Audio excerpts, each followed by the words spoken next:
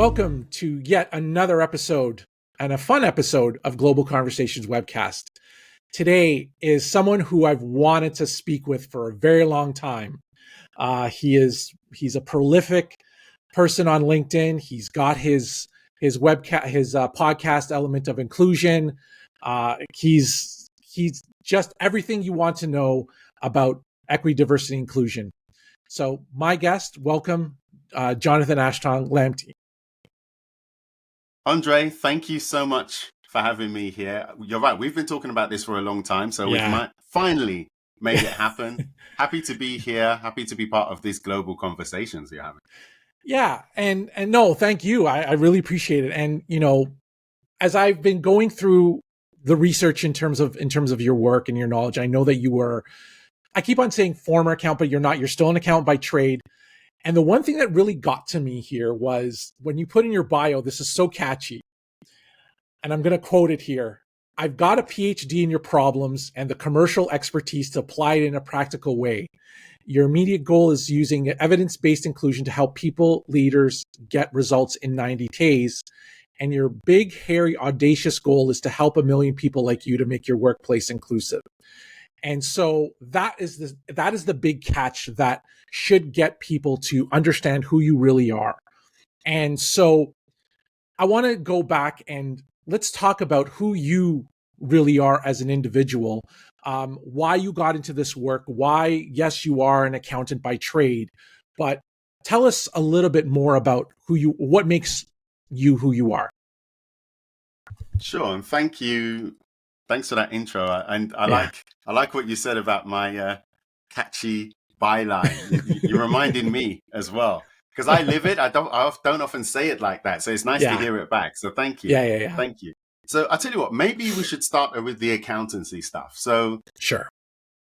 However many years ago, 20 something years ago, I was working as a chartered accountant. This isn't when it all started, but I was a chartered accountant. So I'm a member of the Institute of Chartered Accountants in England and Wales.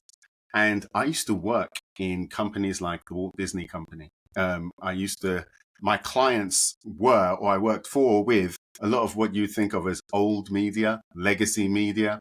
Mm-hmm. Used to work for Channel 4, ITV, 5. Like they were clients of ours in some of the organizations that I worked with. But in terms of doing this work, it really all kicked off around 2009. Okay. Mm-hmm. Actually, and it was in January as well. So it's about 15 years ago. Wow. 15 years ago. Okay. So I was at the Obama inauguration, right? The first Obama inauguration. I was in Washington, D.C., and I was massively inspired like everyone else. And then I came back. I wasn't that happy at work. And I came back to the UK, back to London. And as you said, I'm a chartered accountant. And so every month I get Accountancy Magazine in the post, and I normally ignore it.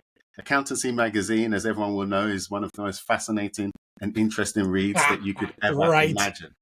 Right? No, everyone I know is an accountant. It just goes straight in the bin. But I actually used to read it. I opened it and it's talking. There's an article. I'll never forget it because this article changed my life. It's called "It Does Matter If You're Black or White." And it's got a picture of Obama, and it's got the US Capitol in the background, and it's talking about the lack of black accountants in the UK accounting practice field, right? In particular, lack of senior black accountants. So I'm thinking, okay.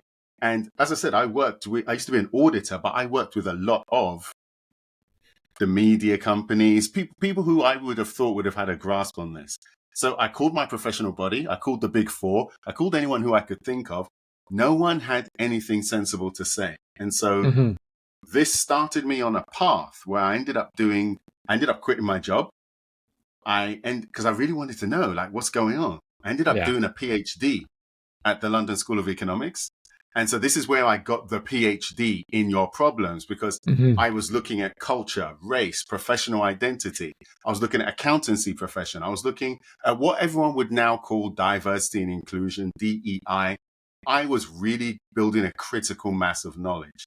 And then I'm looking at the path of what happens, because you do a PhD, they're setting you up to be sort of a world-class researcher, but they're very much talking to themselves. And as I've said, I came from a commercial background. I came from people who were making a lot of money in businesses. They were really going for it. So I was thinking, okay, what if I take all of this knowledge that I've got here? I had a question I didn't understand. What if I try and apply it over here? And that's what I tried to do. And so that's when I, to be honest, it wasn't a very inclusive space at all. It was quite challenging. And so, it was lots of people who used to work in HR, positioning themselves around diversity and inclusion. I realized the barrier to entry was very low. Also, the standards were very low as well. The level of expertise, knowledge, understanding was actually very low. And that surprised me as well, because I had all this academic knowledge, I had this work ethic, but I had to combine those two in order to actually give something and contribute to the marketplace. And that's when I started with the podcast, the writing, and everything else that you know and love now. Yeah. And that's, you've contributed a lot of time and effort and energy to the work that you do. It's the trade. And, for myself, I can advocate for you, and I've advocated for you in the past. And I know that what you say resonates to a lot of people. And, your little snippets, whether they're 10 minutes or your blog posts or your LinkedIn newsletters, those definitely resonate with me. And I'm pretty sure with your subscribership to all of your media, that definitely resonates to a lot of people within the profession. And, and you're a no nonsense person, which is great and refreshing to hear, because of the fact in our business, as much as anyone else, everyone follows the trends, right? But you, like me, like everyone else, you look at the long game. Right. And that's what we need to start talking about, especially when we're talking about the fact that, DEI backlash is the big thing right now. But really, is it? No. Right. We still need it. It's always going to be there. How do you make your organizations thrive and survive in that environment? And that's what you bring to the table. And I'm appreciative of that. So thank you. Thank you, Andrew. Thank you. No, I appreciate that. And I like what you said about the long game as well, because you talk about fads, trends, all of this stuff. It looks cool now, but what about in the long term? Like after you've got the attention and all the rhetoric has died down, what are you doing then? What are you doing next week? What are you doing the week after? What are you doing when no one's looking? What are you doing when it gets boring, when you get a bit tired? What are you doing then?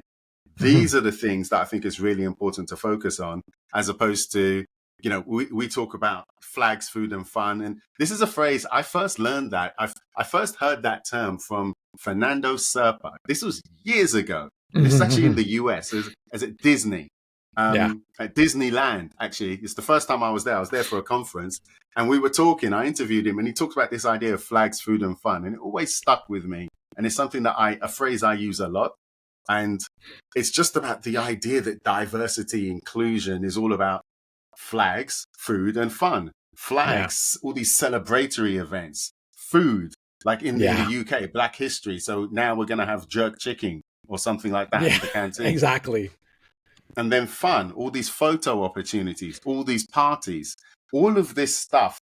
Depending on how it's done, it can often position people who you want to include as being far away from the workplace. Because the people who make decisions, the people who are actually performing in the organization, are typically not characterized like that. And do you know what? Maybe they are in your organization, and that's a different thing. But that hasn't been my experience in the years that I've been doing this work. Yeah, no, that's really important to hear. And it's, organizations are still going back to that old one and done thing of, what does it mean to be culturally diverse and just have those, like you said, food, fun, and flags. But really, it's not about that. It's more about your people. It's about your culture and how you're showing up in the world, right? Definitely. So in a very short stint, I want to just get a little bit of knowledge. I mean, we've talked a lot about you and your organization, but what is something that people would not normally know about you? Well, I'm quite, people talk about bringing your whole self to work and stuff, and I tend not to do that. So I keep a lot of stuff private. That's just what I prefer. But something that they wouldn't know, let's say working in the field, is I used to live in Brazil. I used to live on a tropical island, and in Bahia, and the name of the island was Morro de São Paulo, which is it's 2 hours off the coast of Salvador. Beautiful place. And at the time I was there were no roads. Okay. And there was a party every single night.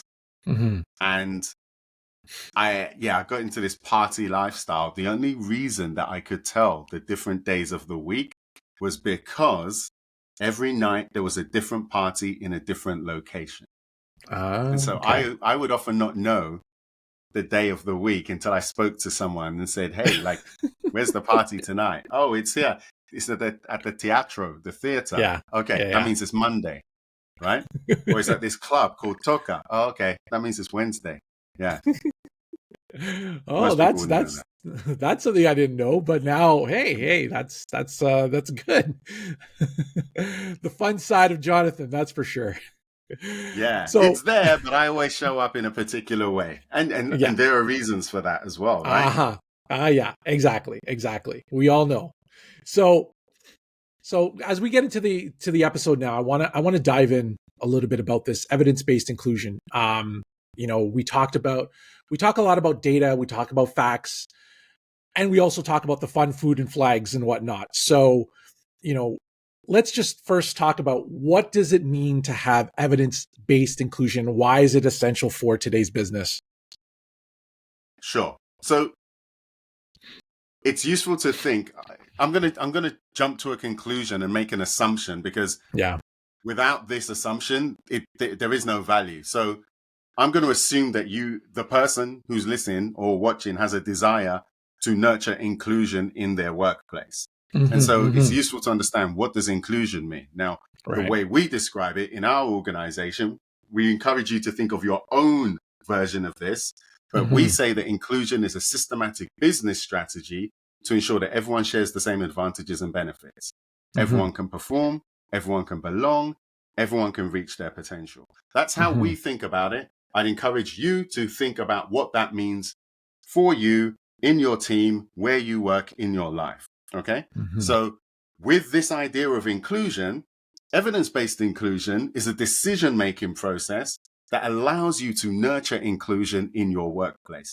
It is also systematic. It is also rooted within an organization in the way that we do it. And typically, you want to draw evidence to support your decisions from 4 key sources. So one is the research. We started off talking about this. I've got a PhD in your problems. I spend a lot of time looking at research, doing my own research, reviewing, applying it as well. So let's see what the research says. And one of the reasons you do that is because there are researchers who have thought about the problem that you are having in much greater detail, in about how you characterize it, how you can think about it, what to do next. Why not learn from them? They've put a lot more time and effort into it to a standard that is higher than most people. So let's borrow from what they say. And a quick example of why that's important. People talk about the business case for diversity. People talk about unconscious bias training. If you look at what the research says, not 1, not 2, not 100, the body of research, and in particular meta studies, it shows that the business case for diversity has not been established in the way that you've been led to believe. The body of research, not the 10 articles that someone's going to bring up, right? The body of research says that unconscious bias training does not work. So these things influence me in my decision making. So that's one. The second thing is professional expertise. And that's probably the one that everyone relies on as well. Your expertise, my expertise. I like leveraging the expertise of others, which is why I do these 60-second book reviews. This is why we've got the book club, which is why I review books all the time. It allows me to borrow and understand other people's expertise so I can apply it to my specific issue. Then there's stakeholders. These are the people who are directly, or I would say indirectly, but let's say directly affected by the decisions that you want to make. And if we want to change a recruitment process because we wanted to hire more Black women, would it be useful for us to speak to Black women as part of that process? Maybe. Would it be useful to speak to the hiring manager as part of that process? Yeah. Would it be useful to speak to candidates, even people who didn't make it, as part of that process? Yeah, that would be. So speaking to stakeholders, because if we're going to make a change, all of these people will be impacted. And then the last thing is organizations as well. You hear people talking about data. We need to get data. Yeah. It's all about data. Yeah. Yeah, of course. But do you know what to do with it? Do you even know how to ask for it? Yeah. A lot of organizations will tell you that, oh, they've got trouble getting data, or because here's the other thing. You can get people to give you their data. And what does data mean? Let's say it's demographic data, right? I want to characterize and understand who you are based on some key characteristics. One, I've got to encourage you to give me that data. Two, how do I know it's accurate? If I ask you about your sexual orientation and you say prefer not to say, that's not that helpful. It tells me something, because no data is data as well. Right. But I don't know. So if I've got this idea of a thing that I want to do, I don't know. If you're saying not applicable everywhere, prefer not to say. So you need good quality. And here's the other thing as well. Data is not the same as evidence. This is something that I've been reminded constantly recently as well. So the example I always give, like Andre, my height, my age, your age. This is data, right? These are numbers. Evidence is if we've got a hypothesis, if we've got a claim, we're trying to prove something, disprove something, understand. I say prove and disprove. We're trying to make better decisions about that thing. So am I tall? Am I old? That number is only becomes evidence when we put it into context. So evidence-based inclusion is about applying this type of thing in order to make better decisions to get inclusion where you work. Definitely. That's well said. And that's one of those clips we need to put out there so people really understand what it means. And so why would someone be against this? This is what I'd be curious about. The evidence is there, the data is there. There's a lot of people who, for lack of a better term, hide behind the data. So, why would people want to hold out on something like this? Well, sometimes the evidence isn't there. Yeah. So sometimes you have to create the evidence. So if you've got data, you have to turn that into evidence in order to make a decision. All of this, because let's be clear as well. I'm standing here saying evidence-based inclusion. You should use it. It's really hard. Yeah. It's not easy. It's a lot of work. It's quite repetitive. Remember, I told you, I used to be an accountant. So this type of repetitive, and you're doing hypothesis testing as well. One of the first things you need to ask yourself is, what is the problem we're trying to solve? What do we believe about the world, our organization, about this team or department?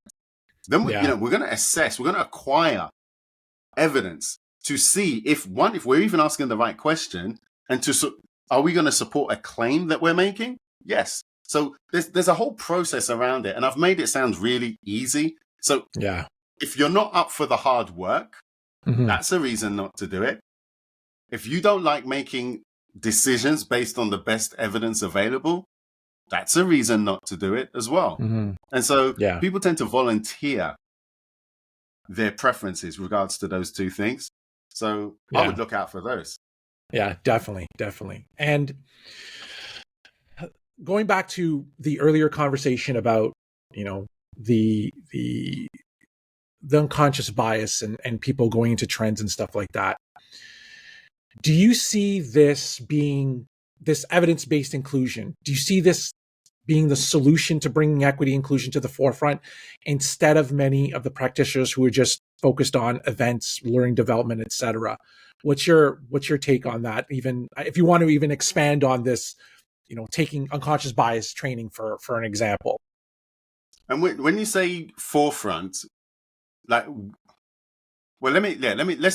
run with this unconscious bias training. Thing, right? Yeah. So what is the purpose of unconscious bias training? Like, why would you do it? Yeah. That's the question I would ask. Yeah. And I don't even want to make any value judgments, but someone will have an answer to that, right? Yeah. So the other thing is, did it achieve that thing? Okay. Yeah. So in order to figure this out, let's say I don't know, we'll just go through that cycle. I say, what does the research say? about unconscious bias training. There may be some circumstances where it does work. Are those our circumstances? Mm-hmm. If not, maybe we need to tweak it and understand it. Okay, Mm-hmm. when it does work, can we recreate that? Okay, great. So that's what the research says. Then we'll look at the stakeholders. So what is the thing that we are trying to change? So if people say, well, they'll say things like, we want to increase promotions in this particular team. We think that there's bias in play. Okay. So are you tracking this over time? Like what type of bias are we talking about? Who are we talking about in particular? So you start asking more and more of these questions. And actually, as we're going through this, you can start to see, you'll get some of the answers yourself in terms of being really specific, as opposed to this generic idea of, we're just going to do some training. We're going to tick that box and everything's going to be okay. Yeah. Then, as I said, we've got the stakeholders. We look at the organization itself. What is the thing we're trying to figure out? And then rely on your professional expertise, my professional expertise. My expertise shows me that it doesn't work. For the use cases that I've heard, they said, oh, we wanted to increase diversity, so we did unconscious bias training. Okay, I've never seen that work. Or if someone says, oh, we wanted to increase awareness. Now, I don't know what that means. Yeah. And even when they've tried to measure it, actually, a lot of them don't. So now I don't know if that works. So it's just about getting really specific, very specific about what you're trying to understand. And where I see this and hope is that people just start using evidence-based practices in everything. People say evidence-based, but they're quite ambiguous. In the same way, people say diversity and inclusion. Most of the time, I don't know what people mean. So it's nice for people to be clear about what they're trying to say. Yeah. And, this is the thing that I've always had, unconscious bias training, included in this is that people just throw it out there like it's an all-encompassing solution to what they're trying to achieve. And then they'll go into, like, I've been in sessions where they talk about unconscious bias training. They go through the tons of biases that exist, confirmation bias, affinity bias, all of that stuff. Okay. What does that mean? Right? What does that mean in the end? Are you tracking people are you tracking the behavior of the organization? Is there a change in behavior? Right? And that's the hard work that needs to happen. Right? And I fully agree. Again, I fully agree with you. This is something that we need to really dive into why you're doing this work, right? Why are we doing this work? What's the purpose of doing this work? And that's the challenge that we start to see, especially when people are thrown into the fire and they really don't understand what it means. And that's why I'm not for unconscious bias training. Training is one thing. It's great. It checks the box, like you said, but what's your end goal? And I agree with you on that. It's worth saying, because I come across as if I'm really anti unconscious bias training. I'm more for using evidence-based inclusion as an approach. There will be a case where it's very relevant and useful for you in your specific circumstances. Then you should use it. If it's not, then you should not. That's what we're recommending. That's what we tell our clients. That's what we tell everyone. Yeah, no, exactly. So coming full circle to this, how do you see evidence-based inclusion evolving in the profession or in general? Well, I'm always looking to see how it evolves myself. Like example, right now, here's some books that I'm reading right now. Okay. One, I don't know if you can see this properly. It might be reversed, but this is called Evidence. And for people who are listening and not watching this is evidence-based medicine. Okay.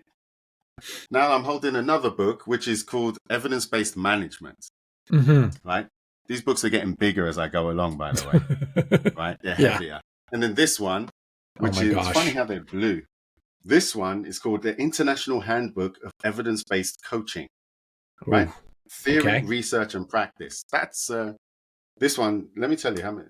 Wow. This is like, I just stopped on page 943. Oh boy. Okay. Right? It's big. So why did I show you all of those things? It's because I'm trying to understand evidence-based practices in different fields. so that I can better leverage that in the field that I'm in.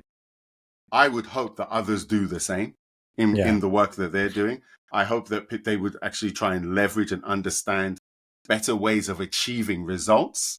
Yeah. I think that's my view. I don't know. And in fact, I don't even know enough about evidence-based, let's say, medicine or management in different organizations to really comment. I can talk about, this is what I wanted to do in inclusion, evidence-based inclusion. I want people to be very clear about how they apply it, very deliberate, very intentional, focused on disciplined execution as well. And in order to get better results that are relevant, that matter to the people they work with. Yeah, definitely. And and it comes to even thinking about, to add to your conversation, you just recently had a podcast with the author of Evidence-Based Inclusion, who comes out of, I believe, in the Boston area. And you've also Dr. Lauren Starr, yes, Dr. Lauren Starr, yes. And even too, who you praise a lot, and you two have such similarities in a lot of ways, is Dr. Rob Briner, right? He's, you even had him on your podcast a little while ago too. So there is a trend here that we are seeing, and a lot of people need to understand that there is some teeth into this work, and it's very important for us to not only to learn from each other, but also learn from other professions into diving into this work, because no matter what, we all need to have diverse thought and diverse leadership, if you will, so that our businesses thrive and our organizations thrive, right? Absolutely. And like this book, if you read this book here, this evidence-based management, you'll be like, well, that's exactly what he just said, right? Yeah. I'm so influenced. That book actually made me realize that the approach I was already taking is better organized and described as evidence-based inclusion. And as you said, Dr. Lauren Starr, what she's doing, she goes in a very much takes that research approach. And I really like that book. So there's a lot of things that a lot of people, like, she challenges the way that people talk about belonging. Also says that diversity training, DEI training, is not there to create an inclusive workplace. She says all of this stuff, really interesting. Once again, someone who really enjoys the research. But it's funny, and it's because I discovered it's Rob Briner. I was saying Briner for years, right? Oh, it's Briner. Okay, see, I didn't know that, because I go by the English, 2 N's is short. Okay, so it's Briner. Okay, so now I only knew that. I only found out myself, right? Because I would always read the name. Yeah. And so here's a funny story. So I know the professor, and very forward thinking, like very well respected. Yeah. And here's the thing. I came across his work in a way that most people don't really, outside of academia, aren't really aware of. Because if you were talking about race and ethnicity in the past 10 years as a researcher, you would be citing his work, because he's done some very important pieces of research with his co-author. So it's always Kenny and Briner, right? Yeah. They got famous 2007 paper, and I think a famous 2013 paper. I talked about them in my PhD. So anyone who's talking about race, ethnicity in the UK always cites them. So it's so interesting that that's how I first came across his work about ethnicity and race, which he doesn't talk about that much now. No. And then, as I said, did the PhD and everything else. And then I met him. I met him actually at a client event. One of my clients, and he was there. And I was like, hey, I love what you're doing. I know all your stuff. It was really cool. And he was talking about evidence-based HR there, and evidence-based. And I was thinking, this is interesting. And I just bought into it. It made complete sense. And as I said, it was a better way of articulating what I was already doing. Definitely. And so, I think the world of Professor Rob Briner. And wouldn't it be funny if I'm getting it wrong? But I'm sure I've heard him say Rob Briner. Hey, I don't know. I mean, maybe we are. Who knows? But he's one he puts out a lot of great information, and I take a lot of his information as well. So that's what we do. We learn from each other and we apply it to our work, like you said right at the outset. So I want to conclude our conversation. It's been great, and we've talked about a lot of things, but what's the one piece of advice you would leave for those doing this work, equity practitioners, and also those in the business world or organizational leaders? What's the one thing you would tell them about this work? I think it's what I said, use an evidence-based practice, use an evidence-based approach. You can decide what that means for yourself, but increase the rigor, be very specific. But the summary is evidence-based practices. Do that. Do you know what it does? It makes your haters have to do more homework. Yeah. I like that line. Haters do more homework. I love that line. Definitely. It's something that people need to know, because, haters will always hate. That's just the way it is. So, and it actually brings them on board as well. Because do you know what? Yeah, definitely. Because you're proving them wrong, right? Well, it's less about proving them wrong. It's often about having a better, more rigorous way. Yeah. So if their way is good, you're going to support them. Yeah. If your way is good, then you've got a good argument, a credible case about why we should take this route. But you almost become agnostic, and it's not about, I said haters and stuff, but it's about how can we make the best decisions and go in the direction or apply the thing that makes the most sense to us. Let's reason and find that way. And what I find is when you raise your standards, the person with the highest standards tends to be the leader anyway. Yeah, exactly. Definitely. So, I want to conclude and say thank you, Jonathan, for we're finally getting together to doing this. I really appreciated it, and learning from you over the last year, probably, or even longer, and having conversations, finally coming to the point of hey, what can we really talk about? And this is it. And I'm grateful for this, and and I'm also grateful for your friendship during all this, and I want to continue that over time. So thank you for this, and I just want to ask you one last kind of personal kind of thing. But what is the one book? I mean, you've talked about a lot of books, but there's also got to be some music, because we know you have this love for Brazilian culture of sorts. But what is it? Either way, what is it? What is the book or song that motivates you every day? It changes so much. Yeah, I can tell you, and the answers I'm about to give are too weird as well. But really weird, and not even in the English language and stuff. I'll tell you what I think. I'll tell you about a book I'm reading now. Okay. Which has been profoundly motivating for me, actually. Is what is this? I'm trying to read it, but it's Epictetus, right? Discourses and Selected Writings. It's about Stoicism. This would be good if someone's having a hard time, or if someone's trying to get through something, it's very good for making you take ownership of your life and being less concerned about what others think. One of the key messages that I keep getting from this book is that, look, you get to own the impressions of the external world and how it impacts you. And there's some real practical examples of that I find really encouraging. And so if there is anyone who needs that, or needs to hear that, or is concerned about others, and you want to do something and you're not sure what others will think, or you've got a decision to make and maybe people are going to think this. Yeah. This book is I think will be quite useful.